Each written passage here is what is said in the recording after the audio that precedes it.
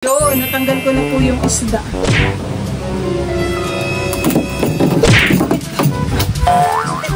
Tingnan naman po ninyo yung tinik po na yung bugaong sa gilid. Talaga pong masakit makatibo. Hoy, nakoy sarap ng kamyas. Kukunin ko. Hani po? Lalaki. Ako ito yung mga hinog na. Ako po'y kukuha. Hindi tayo magkain. Masarap naman po yung itlog. Nilagyan ko po yun ng pamintay. What's up mga kamilot? Welcome back sa aking channel. So for today's vlog po ay papunta po ako ngayon sa fish pond. Si mama at saka po si papa ngayon ay maggagamas po dun sa halamanan. Ay ako po ay magluluto ngayon ng aming umagahan. Ako po dito ay merong dalang mga itlog. Tapos po ay kamatis. Si papa po ay bumili ng gasolina at siya daw po ay mag-grass cutter. Papunta na po kami ngayon ni papa sa palaisdaan. Ito na po yung aking dala.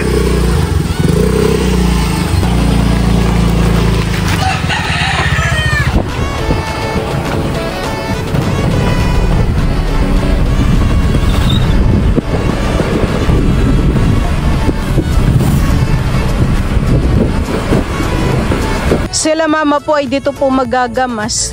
Tatanggalin na din po yata nila iyang mga tanim po na talong. Taas na po dito ng kamoting kahoy. Maganda po ngayon ang sikat ng araw. Tamang-tama ako po ay magpapainit. Nandito na po kami ni papa sa kubo. Si papa po ay nagkakape. Mag-grass cutter ka din po baga ngayon honey. Yan po mga kamilot at bali si mama at saka po si papa ay nagpunta na po sa taniman. Ako po ay nagtry mamiwas. Tapos ay ako po ay nakahuli ng bugaong. Ito po ay nahuli ko ay dun po sa may irrigation. Dun po ako namiwas.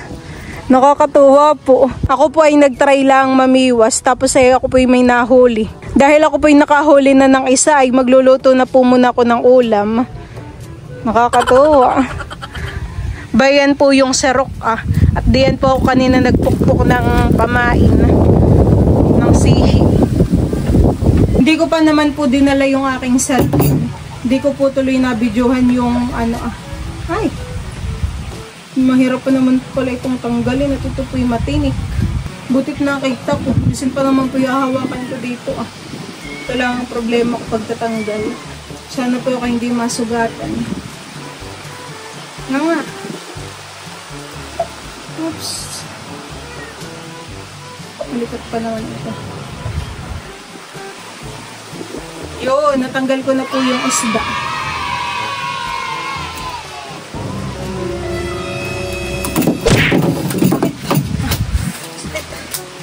Grabe. Grabe pong makatibo yung bugaong. Ako po yung nasugatan. Dugon-dugo po yung aking daliri. Tingnan naman po ninyo yung tinik po na yung bugaong sa gilid. Talaga pong masakit makatibo. Yan po mga kamilot at ako po ay maghihiwa na dito ng spam. Tapos ay ilisin ko na rin po itong mga kamatis. Para po ito maprito ko na. Baka maya-maya po ay sila mamay pumunta muna dito at kumain. Meron din po ditong tuyo. Ako po ay nagdala.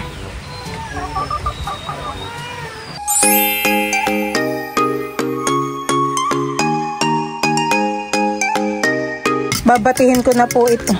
Nalagyan ko na naman po ito ng asin.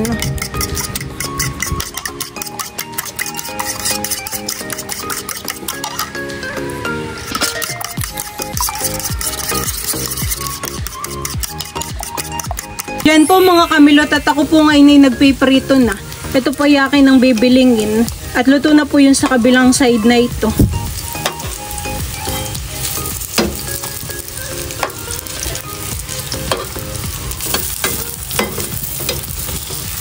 Ito po ay luto na, kaya na po nga ahunin.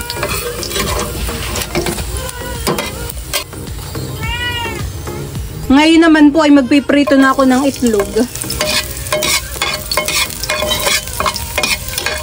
Lalagay ko na rin po itong mga kamatis. Ito po yung hugasan ko na.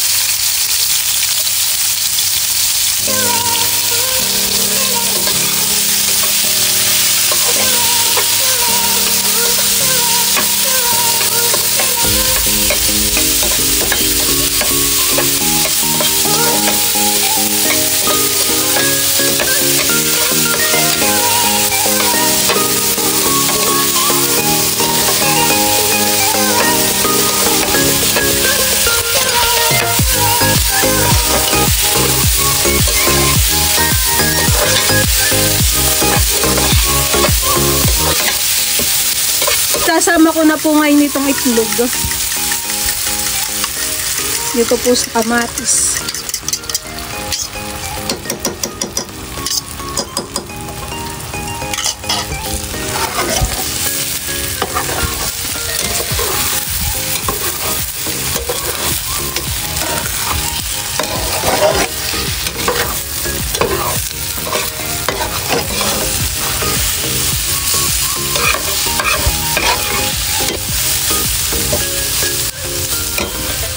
Diyan po mga kamilot at ako po ay tapos ng magluto.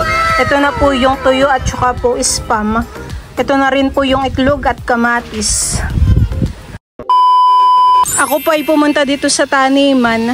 Dito po sa bandang ito ay nag-grass cutter na po ni Papa. Doon na po siya nag-grass cutter. Gumanda po at lumawak. Tapos po ay maaliwalas. Mama, ako po ay nakaluto na.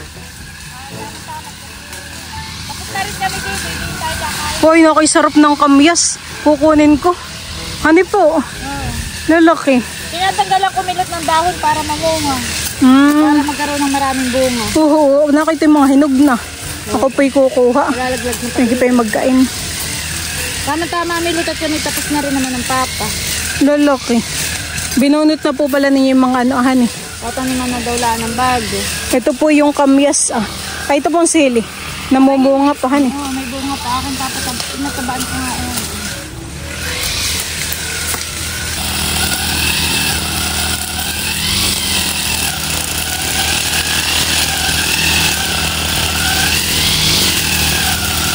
Ito pong kamoting kahoy ay meron pong bulaklak. Ito po pala yung namumulaklak din. Kami po ngayon ay papunta na dun sa kubo. Tapos na po sila mamang maggamas at saka po mag-grass cutter. Kakain po muna. Mga talong po at sitaw uli ang inyong itatanim, han eh. Tuyuin muna namin yung mga damo na ginamas. Opo. At minsan naman po inaulan pa rin mamahan eh. Kaya maganda po ngayon ang pagtatanim. Ako naman po ay nakaluto na ng ulam. Kakain na lang po.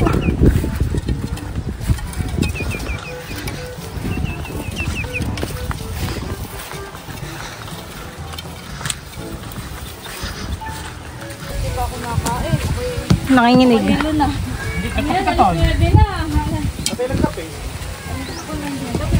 Maginhawa lang naman po dito sa palaisdaan. Silver, pulot. Papakainin ko po sila ng Skyflakes. Aha.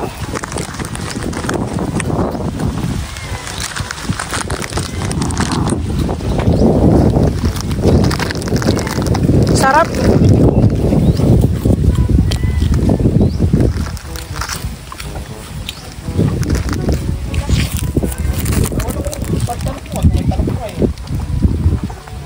Gusto po nila yung Skyflakes.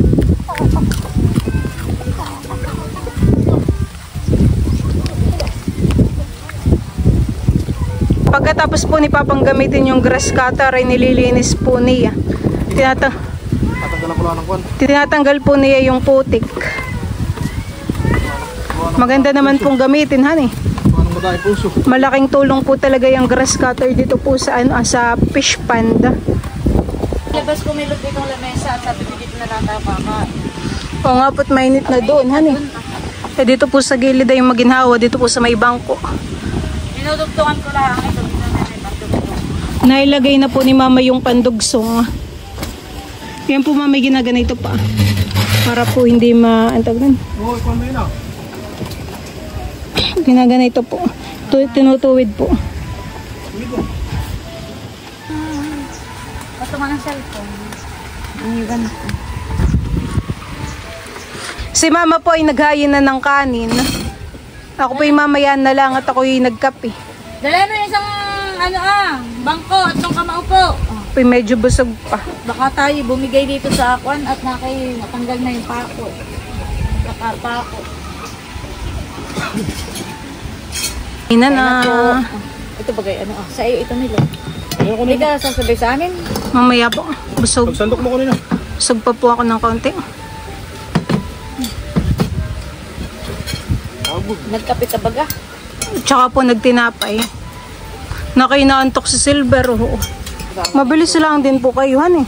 Parang isang oras at kalahati, mga ganyan po. Bilis nila ang palaka. Oo, isang oras kalahati.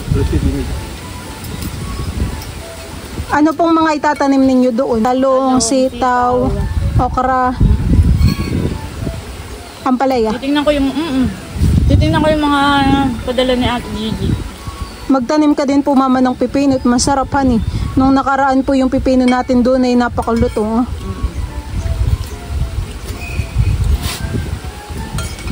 Ay yung kalabasa po hindi pa naman nalaki ang bunga. Nalaki na din. Oy, kinakain na talangka. Ganda pa naman po han at maraming Madaming kalaban. maraming Sa bulak-bulak. likta yung sikto, ang kalaban namin yung sikto, daga, talangka. Pag po ikay nandito sa palaisdaan, kaya antokin na. Oo. Sila daw kahapon na yung na mga kuya sila. Bakit? Walang tubig? Hindi ba tulad tubig natin yan? Ay, sa rep. Di ba't may tubig? Wala. Wala rin. Yung isang malit, hindi nila ininom. Gawa po ng dinalamot, wala ng Wala tubigan, wala ng laman. Di naman Sila nila- kuya tilat po kahapon ay nandito at Hindi naman nila alam na wala ng tubig. nanihi. Po ay malapit lang naman po pagbalik. Hindi na sila bumalik. Hindi na siguro. Nanguha sila dito kahapon ng ano. Kung sila sumungkit ng buko, Hani po? Daming buko eh. eh baka walang itak. Yung itak po baga natin nandito lang. Saan pala papa nakalagay yung martilyo? Nasa loob, sa korte. Oh, kaya mo pala hindi ko Sa mahanap. mulapit doon, laro sa agda. Magpupukpok pa naman po ako ng sihit. Ako'y mimiwas uli. Ako'y Hindi nakabugao. nga malagay na kaya sa loob.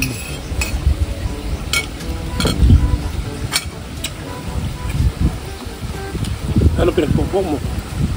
Bato. Masarap naman po yung itlog. Nilagyan ko po yun ng pamintay. Kaya may itim-itim. Kaya masyadong lutong-lutong ang gawa mo. Ang gusto ng papay malasado. Pero ako yung gusto kong luto ay ganito. Gusto ko yung medyo maluto lang. Ang gusto ng papay hapkok. Sa itlog ka. Ayoko naman. Gusto ko ganito. Yung mga ganun, Mariam lang. Ayoko na. Parang wala nang dumadaang bangka dito. Baka mga nakadaan na. Ano na, medyo ba, maga. Iwas. Alam mo, meron siya walang dadaan niya. Baka, Ano po? at taga-Parisdaan. Walang dadaling alimaw, walang dadaling hipon, at tagilaw. Ganyan ang konti. Aba mo.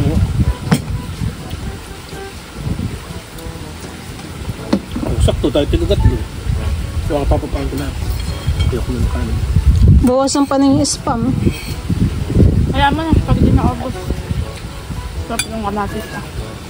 Papabili na lang ako ng bagang kamatis. Kasi umuwi na mamaya. Pero hindi lang. Mag-upload muna ako. Ay, oo. Wala pa akong upload.